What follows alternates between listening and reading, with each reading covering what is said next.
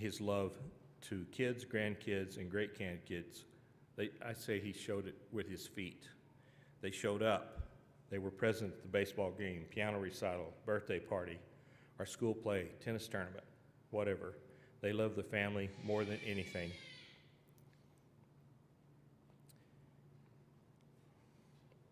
At this time, I'd like to ask if there's anyone else here today that would like to share a special thought or memory of Joe, Papa, or Grandpa.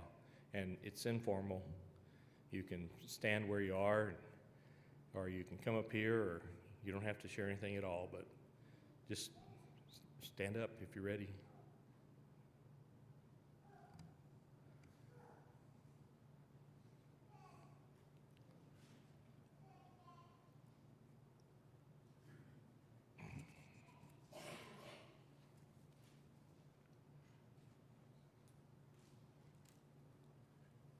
As you'll find out, I'm not much of a speaker, but here are some notes that I wrote down. When Betty passed away, Joe was sad, but handled it so well.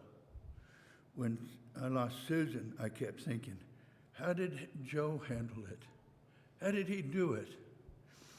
In the last 45-something years, Joe Peters has maintained a value like no other man I have ever known.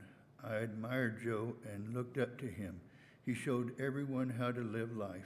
He was my hero, and when I told him, he would just say, thank you. He wouldn't go on about it or gloat about it, anything else. Can you imagine being a student of Joe's? He treated everybody the same. He treated them with respect and tried to show them good values.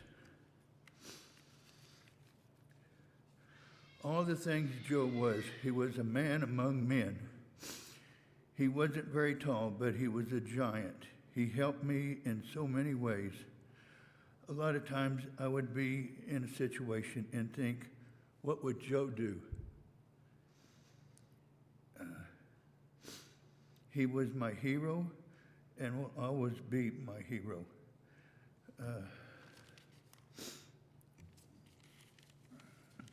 The last several years has been tough on Joe. When he was losing his sight and gave up his driver's license, he didn't complain. I don't know how you do that. I mean, just all of a sudden one day hand in your driver's license and you're not driving anymore. I mean, that's amazing. He just went on in life. He became very hard of hearing and once more just accepted it. Then he lived these two handicaps by himself. I mean, when I'd call him, he never complained, ever. Matter of fact, his favorite topic was, how's the weather there? And he would talk about the weather, but he wouldn't talk about anything negative. He didn't say anything negative.